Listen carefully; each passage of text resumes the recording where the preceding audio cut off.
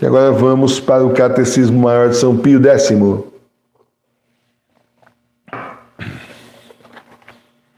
Vamos lá. Nós estamos estudando o significado da Semana Santa.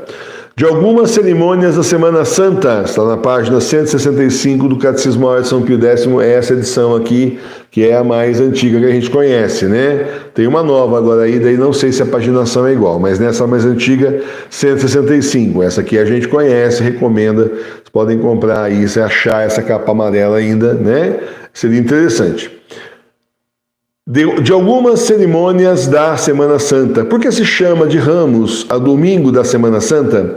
Chama-se Ramos o domingo da Semana Santa por causa da procissão que se faz nesse dia, na qual os fiéis levam na mão um ramo de oliveira ou de palma, que também a gente faz procissão, né? A gente sai lá da extremidade aqui dessa parte da varanda da frente, vem até o altar. É uma pequena procissão, mas fazemos a procissão, né? Talvez um dia que tiver mais gente, a gente dê a volta inteira aqui, né? Faça a volta lá por baixo, sai daqui, dá a volta lá embaixo e termina aqui na capela, enfim, né? Mas por enquanto estamos fazendo aqui nessa parte da frente. É importante a procissão de Ramos. Você aí na sua casa, se infelizmente a família não é da verdadeira igreja, é difícil, mas se tiver mais um aí que seja, já dá também para fazer uma mini procissão com o celular na mão aí para terminar no altar da sua igreja doméstica. Ficam as dicas aí, né?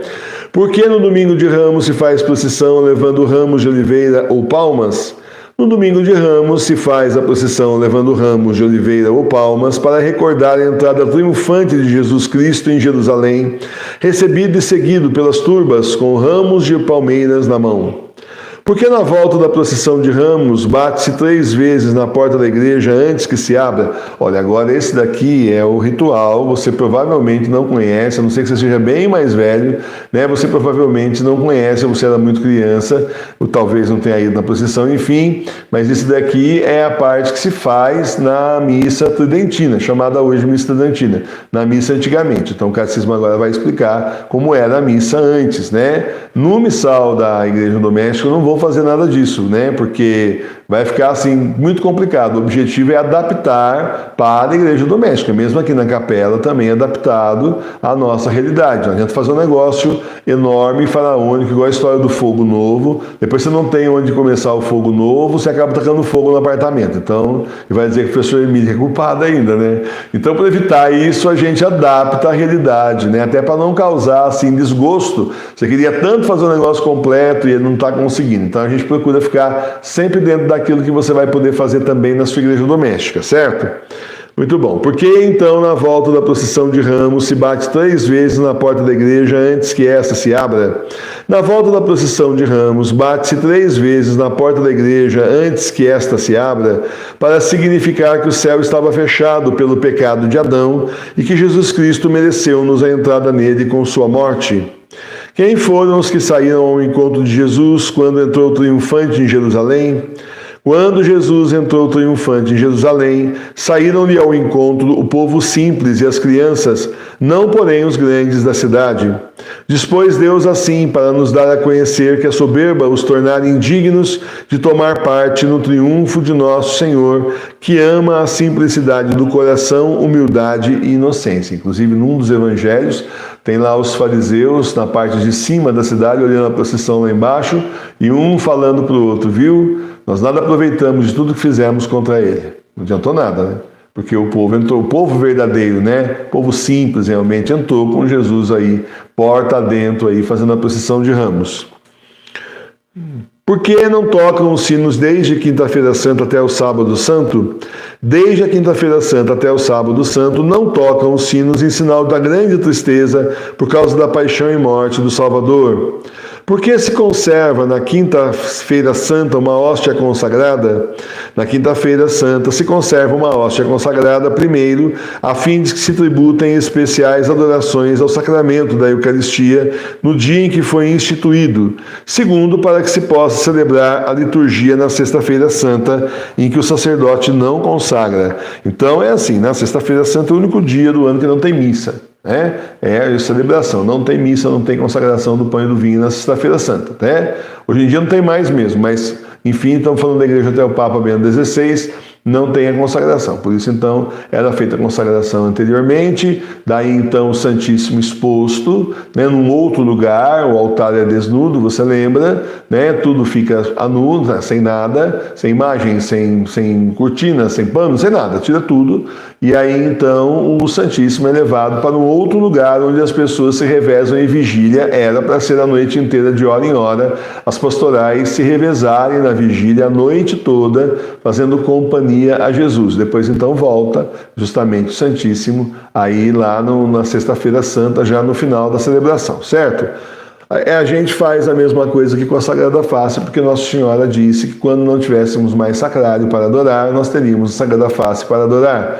O que bate certinho com o Papa Pio IX dizendo que é para adorar a Sagrada Face. Entende? Porque aí você vai vendo uma lógica, né, nas coisas que é feita aqui na paróquia, que parece que a gente tirou da cartola, não é, porque a igreja ensina, tá bom? Porque na Quinta-feira Santa, depois da missa, se desnudam os altares. Na Quinta-feira Santa, depois da missa, se desnudam os altares para nos representar Jesus Cristo, despojado de seus vestidos, a fim de ser açoitado e pregado na cruz, e para nos ensinar que, para celebrar dignamente sua paixão, devemos despojar-nos do homem velho, isto é, do afeto mundano. E fica muito triste, né? Quando a gente tira tudo aqui, fica assim triste, desolado, assim bem, acabou, né? O Senhor não está mais aqui. É uma coisa assim bem triste, bem terrível mesmo. A gente sente assim a tristeza imensa daquele momento e a tristeza também da ausência, o Senhor sendo retirado. Aí é colocado ali atrás, Madre Sofia e a professora Milene montam um altarzinho especial para que se faça então a adoração, se faça a vigília, se faça uma vigília de 1 hora. E depois a gente vai se revezar. Esse ano surgiram com essa ideia aqui, gostei muito, achei muito inspirado pelo Espírito Santo. Ano que vem nós vamos fazer uma tabela, né, na próxima Semana Santa, né, se nós estivermos juntos ainda por causa da internet, se não for cortado até lá, nós faremos uma tabela de vigília, revezamento de hora em hora, sendo pelo menos 1 ou 2 de nós que estejam fazendo nas suas casas a vigília, né? Se vocês morassem aqui perto, a gente fazia um revezamento aqui com vocês, mas como vocês todos moram longe, então faz um revezamento espiritual, virtual, né? Muito bem. Por que se faz a cerimônia do lava-pés na Quinta-feira Santa? Para renovar a memória daquele ato de humilhação com que Jesus se baixou a lavar aos pés a seus apóstolos, e segundo, porque ele mesmo exortou os apóstolos e na pessoa deles todos os fiéis a imitar seu exemplo, e terceiro, para nos ensinar que devemos purificar o nosso coração de toda mancha e praticar uns para com os outros os deveres da caridade e humildade cristã. Você viu isso aqui, Madre Sofia? Ó, porque ele mesmo exortou os apóstolos e na pessoa deles todos os fiéis a imitarem o seu exemplo. Ah, que legal, o catecismo explica bem as coisas, né? E aí, então, para nos ensinar que nós devemos purificar nosso coração de toda mancha e praticar uns com os outros deveres da caridade e humildade cristã.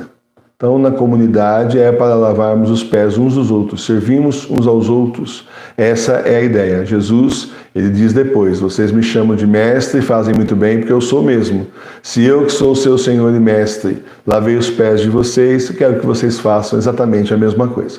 Então não tem guerra de vaidade, não tem guerra de quem é melhor que o outro. Tem gente aí que faz artes maravilhosas, estão colocando aí nas redes sociais de evangelização, colocam lá naquela página nossa Família Sagrada Face no Facebook, colocam também na página Igreja Católica, ou melhor, Igreja Doméstica Católica, né? Maravilhoso, e tem outros que vão lá e divulgam, e tudo isso é necessário. Então, é necessário que quem faz divulgue também, mas é necessário que quem não faz, não tem esse dom, não tem problema, mas divulgar todo mundo consegue. Se não sabe, aprende. Divulgar é mais simples, né? E o Senhor mesmo assim vai dando os dons, até para você não ser bloqueado, entender como é que você vai fazer para se virar. A gente fala para não ir muito afoito, querendo divulgar no Facebook inteiro, mas o pessoal tem que deixar o sistema acostumar. Eu falo que eu também já fui bloqueado, por isso que a gente sabe.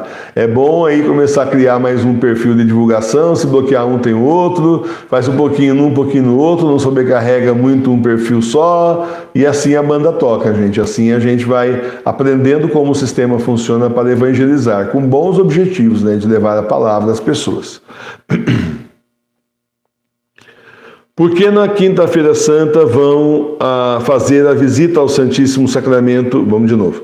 Por que na Quinta-feira Santa os fiéis vão fazer visita ao Santíssimo Sacramento em várias igrejas, em procissão ou particularmente? Na quinta-feira santa, os fiéis vão fazer visita ao Santíssimo Sacramento em várias igrejas, como lembrança das dores suportadas por Jesus em vários lugares, como no horto, na casa de Caifás, de Pilatos, Herodes e no Calvário. Com que espírito se devem fazer essas visitas na Quinta-feira Santa? Na Quinta-feira Santa deve-se fazer essas visitas não por mera curiosidade, por hábito ou distração, mas com uma sincera contrição dos nossos pecados, que são a verdadeira causa da paixão e morte de nosso Redentor, e com verdadeira compaixão pelas suas dores, meditando nos seus vários tormentos, por exemplo, na primeira visita, o que sofreu no horto, na segunda, o que sofreu no pretório de Pilatos, e assim por diante, como se fosse uma via sacra, né? Nós vamos parar aqui, professor, amanhã nós vamos retomar amanhã não, quarta, porque amanhã tem terço da Sagrada Face, então a gente não estuda catequese amanhã. Nós vamos parar aqui e vamos começar de novo na quarta-feira, no número 58.